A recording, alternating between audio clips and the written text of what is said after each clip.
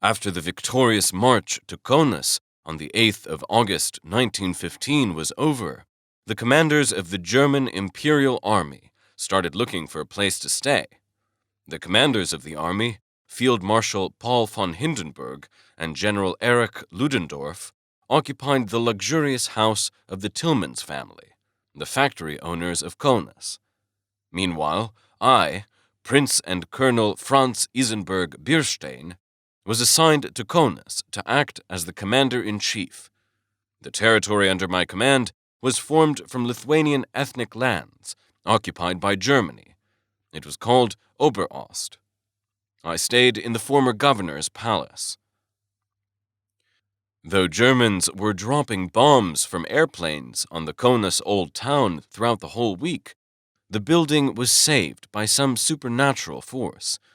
One bomb fell into the garden's rosarium, another exploded near the garden gate, ruining the line of the horse-drawn tram, the so-called Konke, in Peterburgska Street. The third hit the Chancery building and damaged the clerk's room. The palace itself remained intact and suitable for my needs. I, as the commander-in-chief of the Ober military administration, used the whole first floor of the building. The second floor accommodated a canteen and lounge rooms with card tables for military officers. The servants of the military administration, located across the street in the former Kaunas Boys' Gymnasium, used to drop in here as well.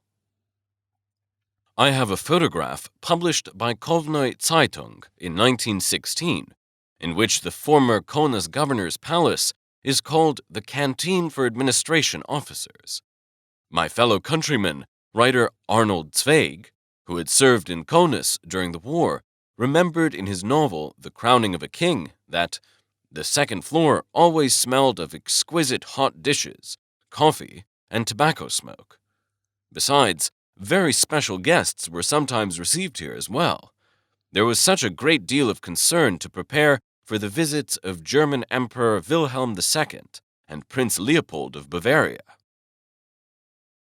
As the situation on the front line worsened, I resigned from my post at the end of 1917 and gave up my place in the palace to Count Friedrich von Falkenhausen, the chief of civil administration. I do not envy the Count, as Lithuanians, dreaming about the independence of their country, were such a headache. Just imagine the impudence I heard of. One of the signatories of the Act of Lithuania's independence, Kazimieras Stepanas Šaulys, brought a transcript of the act to the palace and handed it over to the Count in person. It is sad to admit, but after 4 years of being the master of this building and of Lithuania, we had to withdraw to our country, with our tails tucked between our legs. We left the palace in July of 1919, and the newly elected president of the state of Lithuania had to wait a little while until he could move into his new residence.